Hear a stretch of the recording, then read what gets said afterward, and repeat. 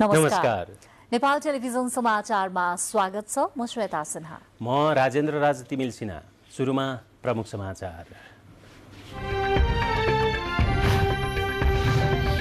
राष्ट्रपति भण्डारीद्वारा सरकारको आगामी वर्षको नीति तथा कार्यक्रम संसदमा प्रस्तुत। आयात प्रतिस्थापन, निर्यात प्रवर्धन, आन्तरिक उत्पादन वृद्धि र रोजगारी सृजना गर्ने लक्ष्य। कृषि, यातायात, ऊर्जा तथा पर्यटनलाई आर्थिक उत्थानको आधारका रूपमा विकास गर्ने सरकारको नीति। प्राविधिक तथा व्यावसायिक शिक्षालाई पनि प्राथमिकता। धरान उपमहानगरपालिकाका नवनिर्वाचित प्रमुखद्वारा वैज्ञानिक कर लागू गर्न कार्यदल गठन गर्ने निर्णय। अघिल्लो कार्यकालमा गर्न बाँकी कामलाई निरन्तरता दिने रेणु दाहालको भनाई। काठमाडौँ महानगरपालिकाको प्रमुख पदको मतगणनामा स्वतन्त्र उम्मेद्वार बालेन शाहको मत 52,000 नजिक, सृजना सिंहको मत 32,000 नाघ्यो। अमेरिका, अस्ट्रेलिया, भारत र जापानको सामरिक संगठन क्वाडका शिखर नेताको बैठक जापानमा। युक्रेनमाथि रसियाको आक्रमण र भू राजनीतिबारे छलफल। र 9औं राष्ट्रिय खेलकुद प्रतियोगिता स्थगित। जेठ 22बाट हुने तय भएको प्रतियोगिता असोज 28 देखि कार्तिक 3 गतेसम्म गर्ने नयाँ मिति घोषणा।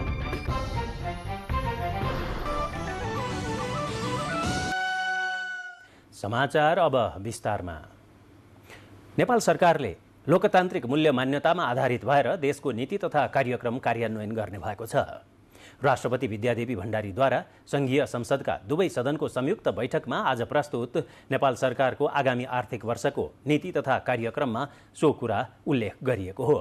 राष्ट्रपति भण्डारी संसद भवन परिसर पुग्नुहुँदा सभामुख अग्निप्रसाद सापकोटा र राष्ट्रिय सभाका अध्यक्ष गणेश प्रसाद तिमिल सिन्हाले स्वागत गर्नुभएको थियो। बैठकमा प्रधानमन्त्री शेरबहादुर देउवाले मन्त्री परिषदको आजैको बैठकबाट पारित नीति तथा कार्यक्रमको सम्बोधनको प्रति राष्ट्रपति भण्डारीलाई हस्तान्तरण गर्नुभएको थियो।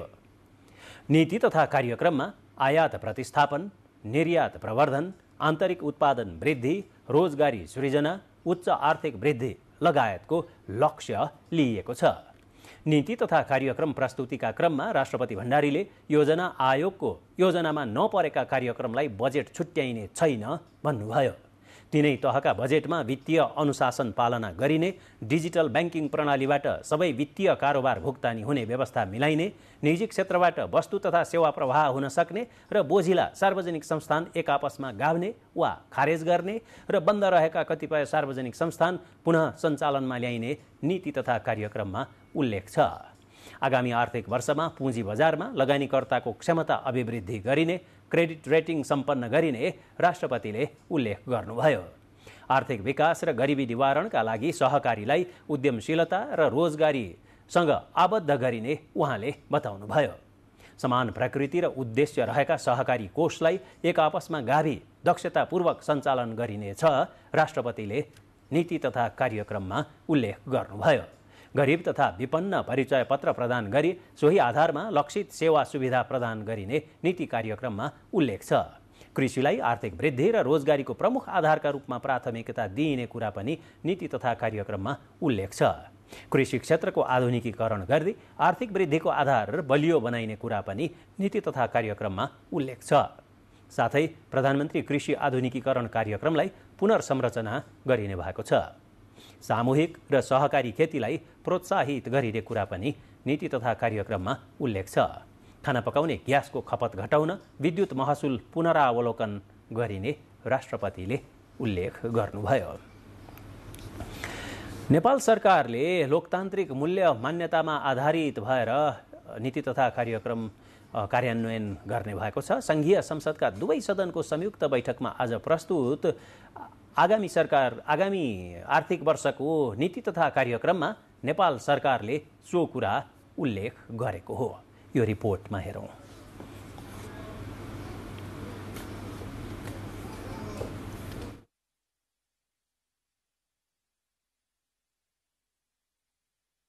उत्पादन र उत्पादकत्व वृद्धि, पूर्वाधार निर्माण, मानव पुँजीको निर्माण र रोजगारी सृजना, दिगो विकास र पर्यावरणीय सन्तुलन संहिताको सुदृढीकरण र सुशासनलाई नीति कार्यक्रमको प्राथमिकतामा राखिएको छ। सङ्घ, प्रदेश र स्थानीय तहको सहकार्य र समन्वयमा प्राकृतिक स्रोतको संरक्षण, उपयोग र समन्वयिक बाँडफाँड गर्दै स्थानीय अर्थतन्त्रलाई राष्ट्रिय अर्थतन्त्रसँग आबद्ध गर्दै आर्थिक समुन्नतिको आधार तय गरिने नीति कार्यक्रममा उल्लेख गरिएको छ। नीति तथा कार्यक्रममा आयात प्रतिस्थापन, निर्यात प्रवर्धन, आन्तरिक उत्पादन वृद्धि, रोजगारी सिर्जना र उच्च आर्थिक वृद्धि लगायतको लक्ष्य लिएको छ। अर्थतन्त्रमा पर्ने बाह्य प्रभाव कम गर्न र कृषि औद्योगिक उत्पादनको बजार पहुँचको सुनिश्चिततामा जोड दिएको छ। यसको सहजताका लागि द्विपक्षीय व्यापार तथा पार्वन सन्धि सम्झौताको पुनरावलोकन तथा परिमार्जन गरिने भएको छ। अन्तर्राष्ट्रिय व्यापार लागत कम गर्न गुणस्तरीय व्यापार पूर्वाधारको विकास गर्ने नीति लिएको छ। औद्योगिक पूर्वाधार निर्माणमा निजी क्षेत्रको सहभागिता बढाउने नीति सरकारले लिएको छ। स्वदेशी उत्पादकत्व प्रवर्धन र विस्तार गर्न make in Nepal, made in Nepal अभियानलाई निरन्तरता दिएको छ। सार्वजनिक निकायको खरिदमा स्वदेशी वस्तुको हिस्सा बढाउँदै लगिने नीति सरकारले लिएको छ। त्यसैगरी अब राष्ट्रिय योजना आयोगको योजनामा नपरेका कार्यक्रमलाई बजेट नछिट्याउने नीति सरकारको रहेको छ। तिनै तहका बजेटमा वित्तीय अनुशासनको पालना गरिने, डिजिटल ब्याङ्किङ प्रणालीबाट वित्तीय कारोबार भुक्तानी हुने व्यवस्था मिलाउनका साथै निजी क्षेत्रबाट वस्तु तथा सेवा प्रवाह हुन सक्ने र बोझिला सार्वजनिक संस्थान एक आपसमा गाम्ने वा खारेज गर्ने साथै बन्द रहेका सार्वजनिक संस्थान पुनः सञ्चालनमा ल्याउने नीति कार्यक्रममा उल्लेख छ। गरिबी तथा विपन्नलाई परिचय पत्र प्रदान गरी सोही आधारमा लक्षित सेवा सुविधा प्रदान गरिने नीति लिएको छ। कृषिलाई आर्थिक समृद्धि र रोजगारीको प्रमुख आधारको रूपमा प्राथमिकतामा राखिएको छ। प्रसङ्ग कृषि, यातायात र ऊर्जाकै छ। नेपाल सरकारले कृषि, यातायात, ऊर्जा र पर्यटनलाई आर्थिक उत्थानको आधारका रूपमा विकास गर्ने नीति लिएको छ। राष्ट्रपतिद्वारा सार्वजनिक नीति कार्यक्रममा कृषिलाई आधुनिकीकरण गर्नेदेखि मुलुकमा भएका धार्मिक तथा सामाजिक स्थलहरूलाई पर्यटकीय क्षेत्रका रूपमा विकास गरेर बृहत रूपमा रोजगारी सृजना गर्ने लक्ष्य राखिएको छ। सरकारले कृषि क्षेत्रमा आधुनिकीकरण गरी कृषिलाई आर्थिक वृद्धिको बलियो आधारका रूपमा विकास गर्ने नीति लिएको छ। संघीय संसदको संयुक्त बैठकमा आर्थिक वर्ष 2079-80 का लागि सरकारको नीति तथा कार्यक्रम प्रस्तुत गर्दै राष्ट्रपति विद्यादेवी भण्डारीले खाद्यवस्तुको उत्पादन बढाउने र लागत मूल्य घटाउने गरी कार्यक्रम ल्याइने बताउनुभयो। कृषिसँगै पशुपालनको क्षेत्र समेत विस्तार भइरहेका बेलामा सरकारले पशुपन्छीमा हुने गम्भीर प्रकृतिका महामारी नियन्त्रण गर्न स्वदेशमै भ्याक्सिन उत्पादन गर्ने नीति ल्याएको छ। त्यस्तै आत्मनिर्भर हुने गरी अनुसन्धान गरी वर्णशंकर बिउ बिजन तयार गर्न लगानी गर्ने, अर्ग्यानिक खेतीमा लगानी प्रवर्धन गर्नुका साथै बाँझो जग्गा सदुपयोग गरी सहजै निर्यात गर्न सकिने र बजार मागका आधारमा कृषि सामग्री उत्पादन गर्ने नीति लिएको छ। नीति तथा कार्यक्रम प्रस्तुत गर्दै राष्ट्रपति भण्डारीले प्रधानमन्त्री रोजगार कार्यक्रमको आवधिक समीक्षा गरी प्राविधिक र आर्थिक दृष्टिकोणबाट सम्भाव्य बाली तथा वस्तुका जोन प्रदेशमा हस्तान्तरण गरिने समेत बताउनुभयो। कृषिलाई आर्थिक वृद्धि र रोजगारीको प्रमुख सम्वाहकको रूपमा विकास गरिनेछ। नयाँ राष्ट्रिय कृषि नीति तर्जुमा गरी कृषि अनुसन्धान, यान्त्रिकीकरण, व्यवसायीकरण र जलवायु अनुकूलन प्रविधिको प्रवर्धन गरिनेछ। त्यस्तै सरकारले ल्याएको नीति तथा कार्यक्रममा पर्यटन मार्फत रोजगारी वृद्धि, विदेशी मुद्रा आर्जन र स्थानीय उत्पादनमा जोड दिइने उल्लेख गरिएको छ। स्वदेशी तथा विदेशी लगानीमा पर्यटन प्रवर्धन गर्न विमानस्थल थप बनाउने नीति रहेको छ। सरकारले बृहत धार्मिक एकीकृत कार्यक्रम बनाएर जनकपुर, लुम्बिनी र पशुपतिलाई पर्यटकीय क्षेत्रका रूपमा विकास गर्ने योजना तयार पारेको छ। मूर्त र अमूर्त सांस्कृतिक सम्पदाको संरक्षण र सम्वर्धन गरी सांस्कृतिक पर्यटन प्रवर्धन गर्ने नीति लिइनेछ। नेपालको इतिहास, कला, संस्कृति एवं अन्य मौलिक विशेषता समेटिएको बृहत संग्रहालय स्थापना गरी पर्यटकीय आकर्षण वृद्धि गरिनेछ। सरकारले पर्यटन क्षेत्रको आधारलाई थप बलियो बनाउने गरी धार्मिक ग्रन्थमा उल्लेख भएका स्थानलाई समेत पर्यटकीय क्षेत्रका रूपमा विस्तार गर्ने उल्लेख गरेको छ। त्यस्तै बुद्धभूमि तिलौराकोटलाई विश्व सम्पदा सूचीमा सूचीकृत गर्नका लागि पहल गर्ने समेत उल्लेख गरेको छ। सल्लोजा दाहाल, नेपाल टेलिभिजन, काठमाडौँ। सरकारले नेपाली औषधिको उत्पादन क्षमता वृद्धि गर्ने भएको छ।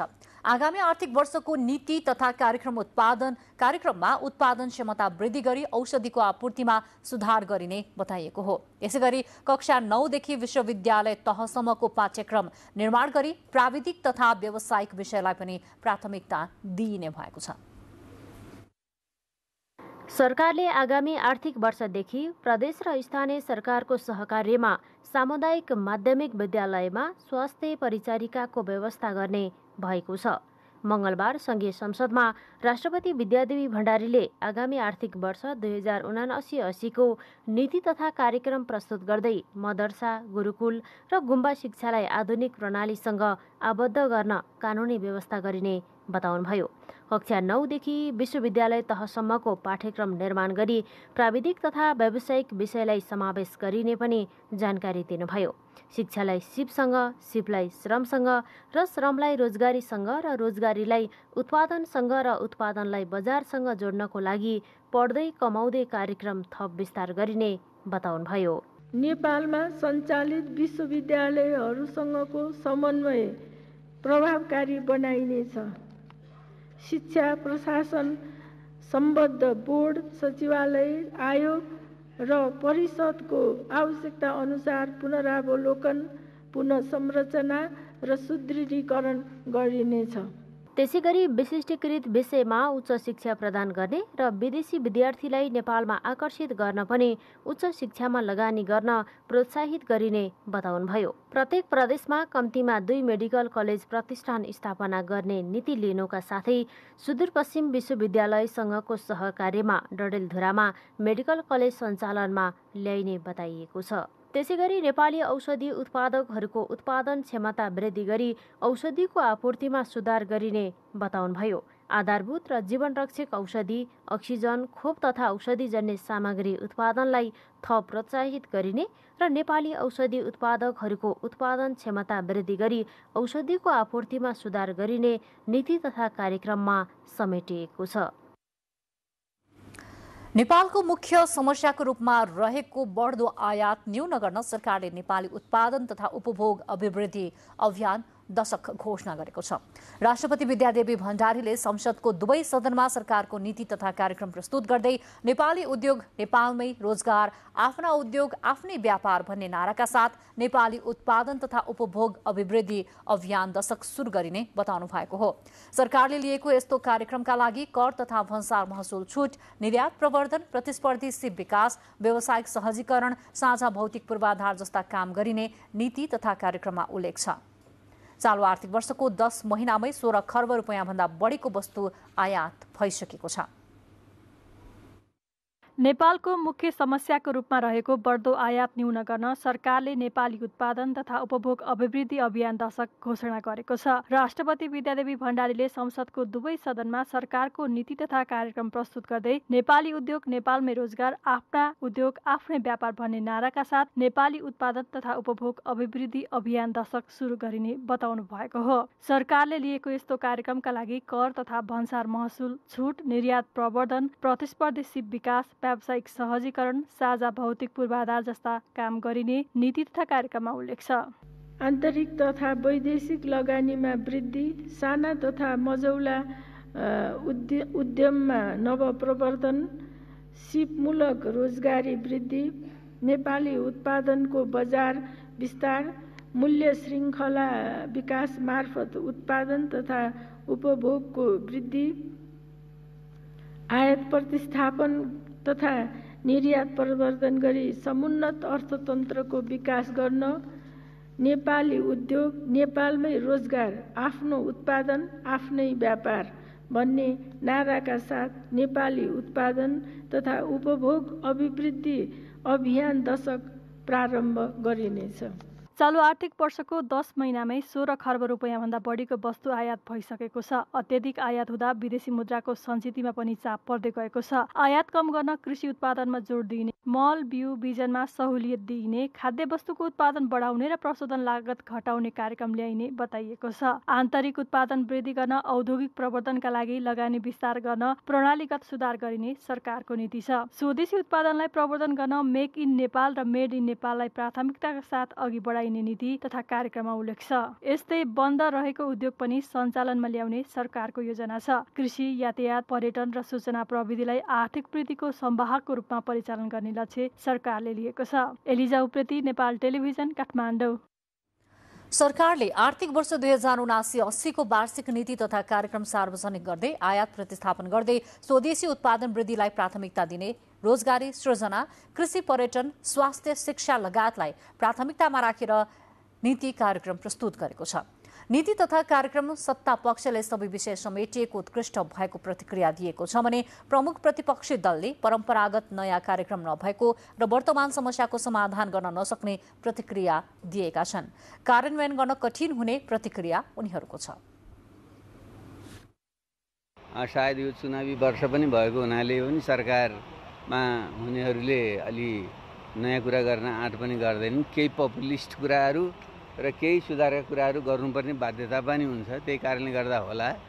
फेरि सुधारात्मक हिसाबले यो ठिकै छ, तर यो अपर्याप्त छ भन्ने मेरो धारणा। धेरै कुरा सिकाइ भयो। अब हामी यसमा कानुन संशोधन गर्ने र संस्थागत सुधार गर्ने दुईटा कुराहरू, इन्स्टिट्युसनहरूमा जे प्रब्लम देखिएको छ त्यसको सुधार गर्ने र कानुनमा जे समस्या देखिएको छ त्यसको सुधार गरेर अब सङ्कटकालीन न्याय प्रक्रियालाई चाहिँ अन्तर्राष्ट्रिय विमानस्थल, गौतम बुद्ध अन्तर्राष्ट्रिय विमानस्थल, पोखरा अन्तर्राष्ट्रिय विमानस्थलमा बाट नै चाहिँ वैदेशिक रोजगारको लागि चाहिने जाने प्रक्रियाहरू त्यहीँबाट चाहिने वैदेशिक रोजगार कार्यालय खोलिन्छ भनिएको छ लगायत धेरै राम्रा कामहरू यो पटकको नीति तथा कार्यक्रममा श्रम बजारलाई स्वदेशको श्रमिक र वैदेशिक रोजगारमा जाने श्रमिकहरूको कायापलट हुने गरी कार्यक्रम ल्याइएको छ। धेरै कुरा समेटिएको छ र मलाई लाग्छ इम्प्लिमेन्टेसनमा हाम्रो कमी कमजोरी छ। त्यो इम्प्लिमेन्टेसन चाहिँ नि हामीले गर्न सक्नुपर्छ, भनेका कुराहरूलाई पुरा गर्नुपर्छ, जनताको बिचमा पुर्याउन सक्नुपर्छ। जे नीति भनेर अगाडि सारिएको छ ती नीतिहरूले अहिलेको मुलुकको सङ्कटलाई रत्तिभर पनि समाधान दिन सक्दैन। सबै मिल्नुपर्छ भन्ने भावनासँग जोडेको छ यो नीति कार्यक्रम। त्यसकारण मलाई लाग्छ हिजोको सङ्गालो चाहिँ जोडेको छ। नीति तथा कार्यक्रम जस्तै छ। ब्याङ्किङ सेक्टरको अवस्था हो, मुद्रास्फीति बढ्दो छ, महँगी बढ्दो छ, त्यस विषयमा चाहिँ कुनै ठोस कार्यक्रम नीति चाहिँ छैन। समग्रमा मलाई लाग्छ कि धेरै अध्ययन गरेर धेरै क्षेत्रका कुराहरूलाई बटुलेर र थुप्रिएर बसेका थुप्रै समस्याहरूलाई सम्बोधन गर्ने दृष्टिकोणबाट यो नीति तथा कार्यक्रमलाई चाहिँ संयोजन गरिएको छ भन्दा अत्युक्ति नहोला। सरकारले परम्परागत ढङ्गबाट नै लाएको हो, कुनै नवीनता त्यसमा छैन। महिला सशक्तिकरणको कुरा यसले उठाएको छ र जति पनि आज युवाहरू चाहिँ बेरोजगार भएर विदेशिएका छन् नेपालमै स्वरोजगार दिने भन्ने कुरा पनि यसलाई इन्क्लुड गरेको छ। विभिन्न विषयहरू सबैतिर चाहिँ छुन खोजेको, लोकप्रिय चाहिँ बन्न खोजेको मात्रै देखिन्छ, तर यसले चाहिँ कार्यान्वयनमा चाहिँ आउन सक्छ। ब्याङ्कमा तरलताको अभाव छ हैन, त्यसपछि तपाईँको वैदेशिक मुद्राको सञ्चित घटिरहेको छ, विदेशी लगानी डरलाग्दो ढङ्गले घटिरहेको छ, राजस्व सङ्कलन चाहिँ लक्ष्यमा पुग्न सकिरहेको छैन, पुँजीगत खर्च 10 महिनामा 30% भन्दा माथि उक्लेको छैन। यी तमाम परिसूचकहरू जो हामीले अस्ति छलफलमा दिएका थियौँ, यो नीति कार्यक्रममा त्यसलाई सम्बोधन गर्ने गरी कुनै आउला, कुनै विकल्पहरू आउला भन्ने हामीले सोचेका थियौँ, तर त्यसमा कुनै विकल्पहरू सरकारको तर्फबाट आएको छैन। स्थानीय तह निर्वाचन अन्तर्गत अधिकांश स्थानको अन्तिम मत परिणाम आइसकेको छ र महानगरहरूको हकमा 2वटा महानगरमा मतगणना जारी छ। यी लगायतका अन्य समाचार लिएर एकैछिनको विश्रामपछि पुनः उपस्थित हुनेछौँ। विश्रामपछि समाचारमा स्वागत छ। नेकपा माओवादी केन्द्रले सरकारका तर्फबाट संघीय संसदमा पेश भएको आगामी आर्थिक वर्षको नीति तथा कार्यक्रम र बजेटको छलफलमा सक्रियतापूर्वक सहभागी हुन आफ्ना सांसदलाई निर्देशन दिएको छ। सिंहदरबारमा आज बसेको माओवादी केन्द्रको संसदीय दलको बैठकमा संसदीय दलका नेता समेत रहनुभएका पार्टी अध्यक्ष पुष्पकमल दाहाल प्रचण्डले सरकारका तर्फबाट प्रस्तुत नीति तथा कार्यक्रम र बजेटमाथिको छलफलमा सक्रियता साथ रचनात्मक तवरले भाग लिन सांसदहरूलाई निर्देशन दिनुभयो। अध्यक्ष प्रचण्डले आगामी आर्थिक वर्षको नीति तथा कार्यक्रमले लिन लागेको नीति र लक्ष्य बारेमा सांसदलाई जानकारी गराउनु भएको थियो। बैठकमा अध्यक्ष दाहालले दिनुभएको निर्देशन उद्धृत गर्दै संसदीय दलका प्रमुख सचेतक देव प्रसाद गुरुङले सक्रियताका साथ छलफल प्रक्रियामा भाग लिन र विषयवस्तुको गम्भीरतालाई बुझेर काम गर्न सांसदलाई निर्देशन दिनुभएको थियो। बैठकमा अर्थमन्त्री जनार्दन शर्माले सांसदले दिएको सुझावका आधारमा आगामी आर्थिक वर्षको बजेट तयार गरिएको बताउनु भएको थियो। अब स्थानीय तह निर्वाचनको अद्यावधिक अवस्थाबारे सुनसरीको धरान उपमहानगरपालिकामा बिहान करिब 10 बजे आफ्नो कार्यकक्ष प्रवेश गर्दै त्यहाँका उपमहानगर प्रमुख हर्कराज राईले पदभार ग्रहण गर्नुभयो। आफ्ना शुभेच्छुक तथा समर्थकहरूसहित पुगेका राईले पदभार ग्रहण गरेसँगै वैज्ञानिक कर लागू गर्न अध्ययन गरी सुझाव पेश गर्न एक कार्यदल गठन गर्ने निर्णय गर्नुभएको छ। कार्यदलको संयोजकमा उपप्रमुख ऐन्द्र विक्रम बेगालाई जिम्मेवारी दिइएको छ भने सदस्य सचिवमा राजस्व महाशाखा प्रमुख छन्। त्यस्तै सदस्यमा प्रमुख प्रशासकीय अधिकृत, नगर प्रमुखबाट मनोनीत एकजना अर्थशास्त्री र सुनसरी उद्योग वाणिज्य संघका अध्यक्ष वा उनले तोकेको व्यक्ति कार्यदलमा सदस्य रहनेछन्। उक्त कार्यदलले धरानको कर वैज्ञानिक भए नभएको आय स्रोतहरूको पहिचान गर्ने र दर रेट निर्धारणका लागि अध्ययन गरी सुझाव दिने मेयर राईले जानकारी दिनुभयो। र दुई खालका समस्या छन्। ती समस्यालाई चाहिँ हामीले अब प्राथमिकीकरण गरेर हैन, पहिला चाहिँ हामी अब यो मर्मत सम्भार तथा तपाईँको चाहिँ लिकेज हैन उ गर्ने र वितरण प्रणालीलाई चाहिँ चुस्त दुरुस्त बनाउने भन्नेतर्फ हामी तत्काल अब लाग्छौँ। सुशासनका लागि जनस्तरबाट अभियान चलाउँदै स्वतन्त्र उम्मेदवारी मार्फत उहाँ निर्वाचित हुनुभएको हो। पदभार ग्रहण गरेपछि मेयर राई पब्लिक स्कुलको मैदानमा पुग्नु भएको थियो। त्यहाँ उहाँका समर्थक, शुभेच्छुक र मतदाताहरू भेला भएका थिए। स्वतन्त्र उम्मेदवार हर्क साम्पाङ समूहबाट उपमेयरका उम्मेदवार दत्तकुमार लिम्बू र विभिन्न वडामा वडाध्यक्ष उम्मेदवारलाई सम्मान गरिएको थियो। त्यसपछि धन्यवाद ज्ञापनको विशाल र्याली निकालिएको थियो। अर्कोतर्फ महानगर प्रमुखमा महिला र त्यो पनि दोस्रो कार्यकालका लागि चितवनको भरतपुर महानगरपालिकाको प्रमुख पदमा पुनर्निर्वाचित रेणु दाहालले जनताको मनोविज्ञान बुझेर काम गर्ने बताउनु भएको छ। अन्तिम मत परिणाम आएपछि प्रतिक्रिया दिँदै उहाँले महानगरवासीलाई निराश हुन नदिने बताउनुभयो। स्थानीय तहमा यो आफ्नो अन्तिम कार्यकाल भएको भन्दै उहाँले महानगरका अधुरा काम पूरा गर्ने बताउनुभयो। देशकै ध्यान आफ्नो महानगरमा रहेकोले आफ्नो जित्नु सुखद भए पनि जनताको भावना बुझेर काम गर्ने उहाँको भनाइ छ।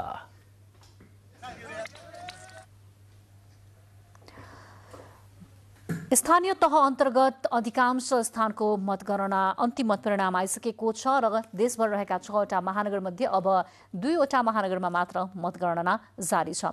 यसैबीच पछिल्लो पटक ललितपुर महानगरपालिकाको अन्तिम मतपरिणाम आएको छ, जसमा प्रमुखमा नेपाली कांग्रेसका चिरीबाबु महर्जन विजय हुनुभएको छ। नेकपा एमालेका हरिकृष्ण व्यञ्जनकारलाई फराकिलो मतान्तरले पराजित गर्दै महर्जन विजय हुनुभएको हो। 2074मा पनि महर्जनले व्यञ्जनकारलाई हराउनु भएको थियो। उपप्रमुखमा भने एमालेकी मञ्जली साक्य निर्वाचित हुनुभएको छ। माओवादी केन्द्रका बाबुराम ब्रजाचार्यलाई हराउँदै साक्य निर्वाचित हुनुभएको हो।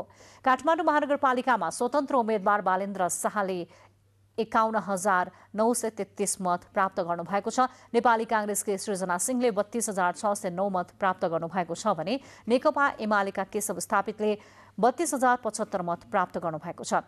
यसैबीच पोखरामा गठबन्धनका उम्मेद्वार नेकपा एकीकृत समाजवादीका धनराज आचार्यले 57,072 मत प्राप्त गर्नुहुँदा नेकपा एमालेका कृष्णबहादुर थापाले 51,587 मत प्राप्त गर्नुभएको छ। विवादका कारण मतगणना केही बेर रोकिएको थियो। विवाद समाधानका लागि सर्वदलीय बैठक बसी सहमति भएपछि मतगणना पुनः सुरु भएको छ। स्थानीय तह निर्वाचन अन्तर्गत अधिकांश स्थानको मतपरिणाम सार्वजनिक भएको छ। अब 13वटा स्थानीय तहको मतगणना जारी छ। हालसम्म 740 स्थानीय तहको नतिजा सार्वजनिक भएका छन्।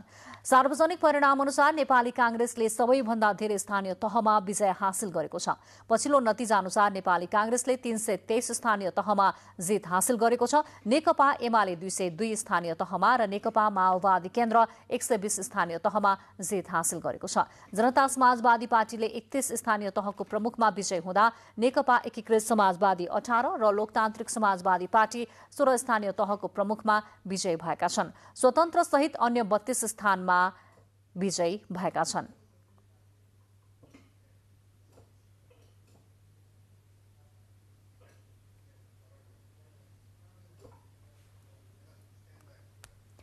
स्थानीय तह सदस्य निर्वाचनका सम्बन्धमा जारी भएको निर्वाचन आचार संहिता आजदेखि निष्क्रिय भएको निर्वाचन आयोगले जनाएको छ।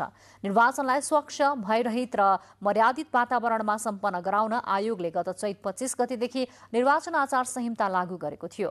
गत वैशाख 30 गते देशभर एकै चरणमा सम्पन्न भएको निर्वाचनको अधिकांश स्थानको अन्तिम मतपरिणाम सार्वजनिक भई निर्वाचितले काम थालनी गरिसकेको सन्दर्भमा आचार संहिता निष्क्रिय भएको हो। समाचारहरू बाँकी नै छन्, एकैछिन विश्राम। विश्रामपछि समाचारमा स्वागत छ। संसदीय सुनवाई समितिले श्रीलङ्का र डेनमार्कका लागि प्रस्तावित राजदूतको नाम सर्वसम्मतिले अनुमोदन गरेको छ। समितिको आज बसेको बैठकले प्रस्तावित राजदूत द्वय श्रीलङ्काका लागि वासुदेव मिश्र र डेनमार्कका लागि रामस्वार्थ रायको नाम अनुमोदन गरेको हो। सरकारले प्रस्ताव गरेका 20 जना राजदूतमध्ये मिश्र र रायका विषयमा उजुरी परेको थियो।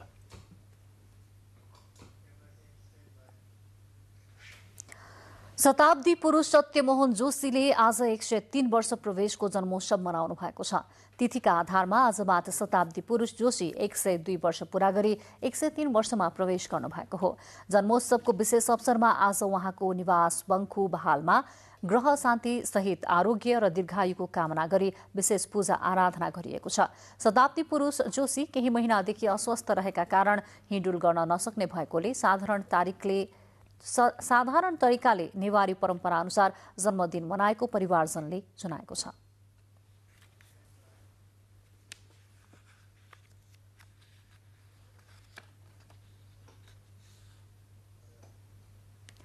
बुलेटिनको बीचमा प्रमुख समाचार पुनः एकपटक।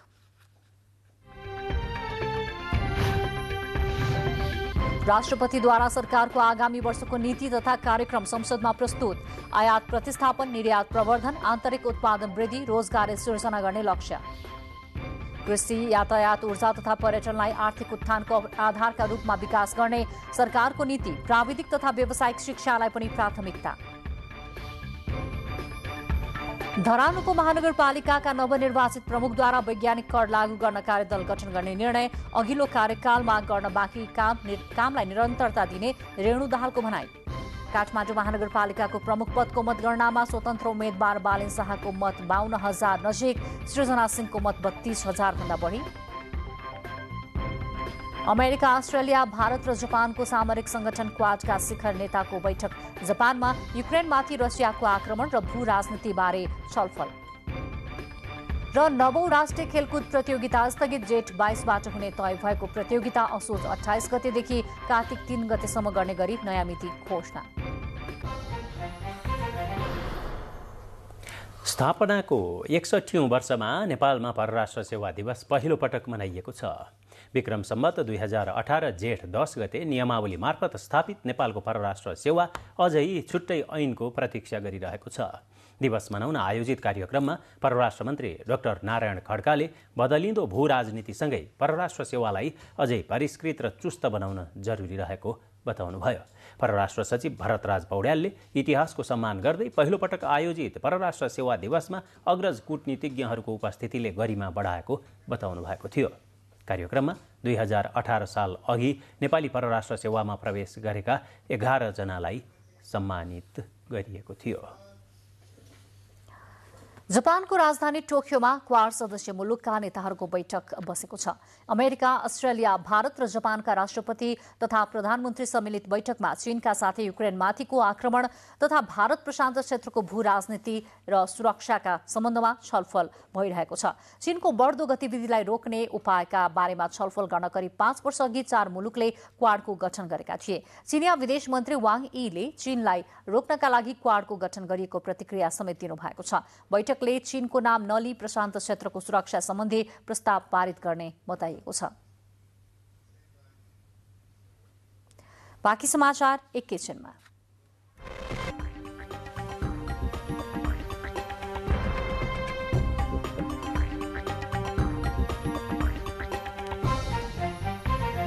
अब आर्थिक समाचार।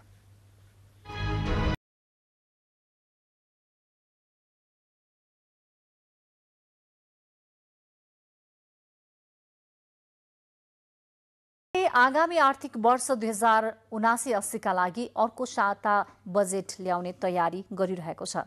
कृषि उत्पादनलाई जोड दिई आत्मनिर्भर अर्थतन्त्र निर्माणमा बजेट केन्द्रित हुनुपर्ने सुझाव निजी क्षेत्रको छ। सरकारले अर्को साता आगामी बजेट ल्याउने तयारी गरेको छ। कोरोनाले थला परेको अर्थतन्त्रलाई माथि उकास्न तथा चुलिँदै गएको महँगी नियन्त्रण गर्न कस्तो बजेट आउँछ भन्ने सबैको चासो छ। निजी क्षेत्रले भने आत्मनिर्भर अर्थतन्त्रलाई बढावा दिने गरी बजेट ल्याउन पर्ने बताएको छ। यसैगरी महामारीका कारण थला परेको अर्थतन्त्रलाई सन्तुलनमा राख्न, महँगीलाई नियन्त्रण गर्न तथा कृषि उत्पादनलाई बढीभन्दा बढी जोड दिन पर्ने सुझाव पनि निजी क्षेत्रको छ। बजेट मार्फत कृषि क्षेत्रको आधुनिकीकरण, कृषकलाई रासायनिक मल तथा बिउमा आर्थिक सहयोगका साथै बजार व्यवस्थापनमा समेत विशेष ध्यान दिन निजी क्षेत्रले सुझाएको छ। मुलुकलाई चाहिँ छिटोभन्दा छिटो यो गर्न सक्ने चाहिँ कृषि प्रबन्धनको काम छ।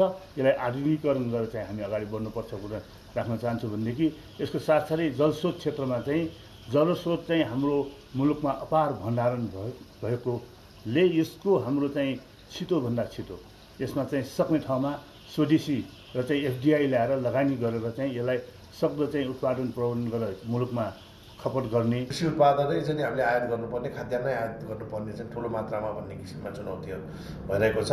हाम्रो जुन उत्पादन छ त्यसले चाहिँ नि अपुग अपर्याप्त छ भन्ने किसिममा कुराहरू भइरहेको छ। जलविद्युत उत्पादनमा आत्मनिर्भर भई विद्युत निर्यात गर्नमा जोड दिन पर्ने, पर्यटन प्रबन्धनमा विशेष जोड दिन पर्ने, लगानी मैत्री वातावरण तथा सहुलियत ऋणको व्यवस्था गरी स्वदेशमै रोजगारका अवसर निर्माण गर्नतर्फ बजेट ध्यान दिन पर्ने भनाइ निजी क्षेत्रको छ। सरकारले 17 खर्ब 45 अर्ब रुपैयाँ बराबरको बजेट ल्याउने तयारी गरेको छ। क्यामेरामा सुरेन्द्र आचार्यका साथ पवन वर्षा शाह, नेपाल टेलिभिजन, काठमाडौँ। दिनानुदिन चुलिँदै गएको पेट्रोलियम पदार्थको मूल्य नबढाउन ग्यास विक्रेता महासङ्घ नेपालले माग गरेको छ। महासङ्घले राजधानीमा अन्तर्क्रिया गर्दै ग्यास, पेट्रोल लगायत मूल्य नबढाउन सरकारलाई आग्रह गरेको हो।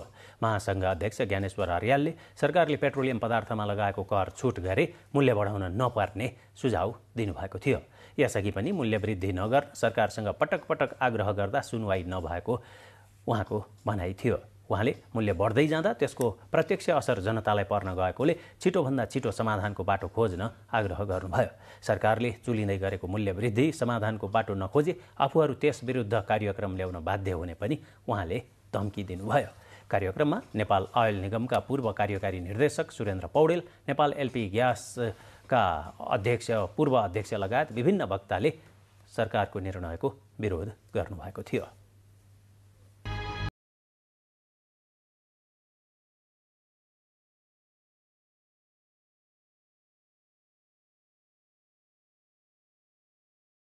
खेल समाचार।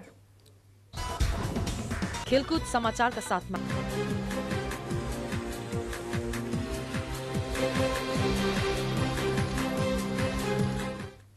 राष्ट्रिय खेलकुदको महाकुम्भ 9औं राष्ट्रिय खेलकुदको मिति पुनः सरेको छ।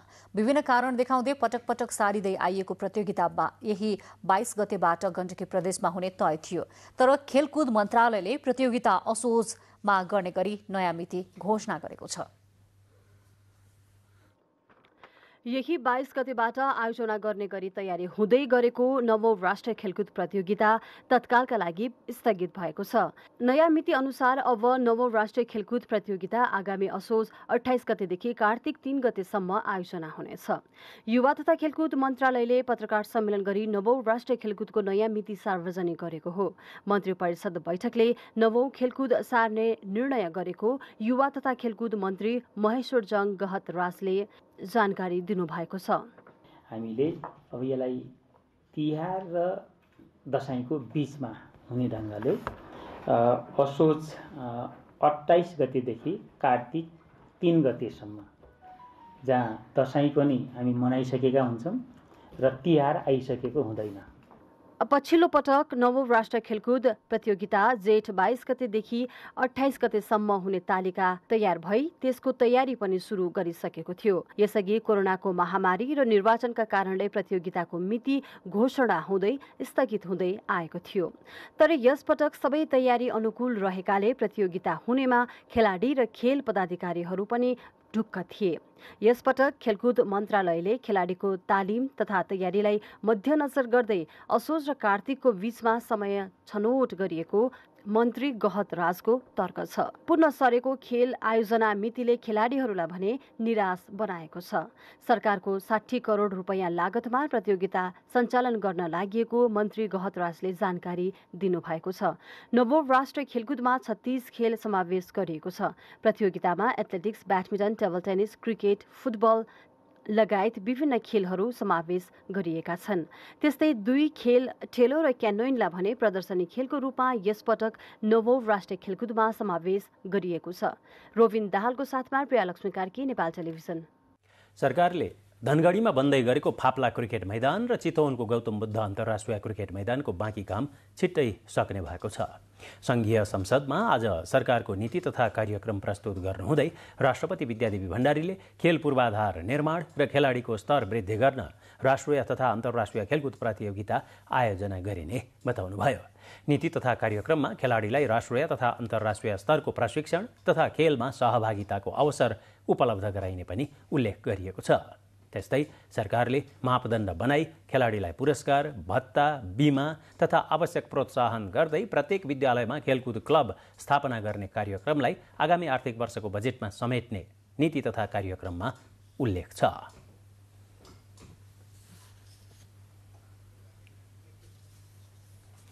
अब खेलकुदपछि मौसम। प्रदेश नम्बर 1 मधेस, बागमती, गण्डकी, लुम्बिनी प्रदेश लगायत देशका अन्य पहाडी भेगमा आज राति आंशिकदेखि सामान्य बदली रही बाँकी भेगमा आंशिक बदली रहने र केही भेगमा मौसम सामान्यतया सफा रहने र प्रदेश 1 मधेस, गण्डकी प्रदेश र लुम्बिनी प्रदेशका 1-2 ठाउँमा हल्कादेखि मध्यम वर्षा हुन सक्ने मौसम पूर्वानुमान महाशाखाले जनाएको छ। काठमाडौँमा आज राति न्यूनतम तापक्रम 15 र 17 डिग्री सेल्सियस बीच तथा भोलि दिउँसो अधिकतम तापक्रम 26 र 28 डिग्री सेल्सियस बीच रहने अनुमान छ। अब मौसम सम्बन्धी थप विवरण तालिकामा।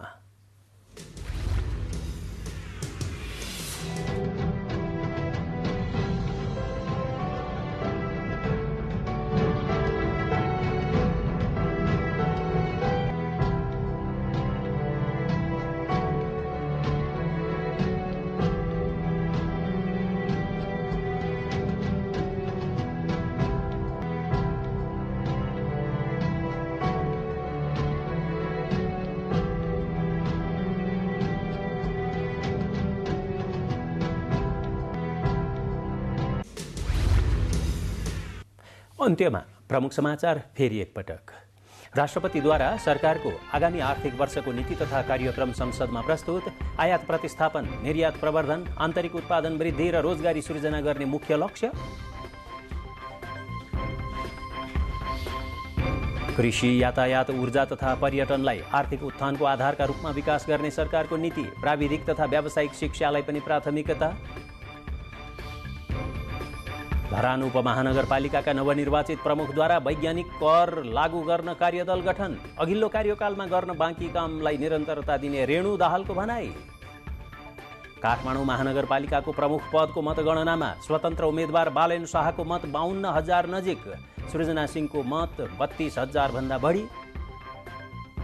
अमेरिका, अस्ट्रेलिया, भारत र जापानको सामरिक संगठन क्वाडका शिखर नेताको बैठक जापानमा। युक्रेनमाथि रसियाको आक्रमण र भू राजनीतिबारे छलफल। र नवौं राष्ट्रिय खेलकुद प्रतियोगिता स्थगित। जेठ 22बाट हुने तय भएको प्रतियोगिता असोज 28 देखि कार्तिक 3 सम्म गर्ने नयाँ मिति घोषणा। समाचारको सिलसिला यति नै। बिदा दिनुहोस्। नमस्कार।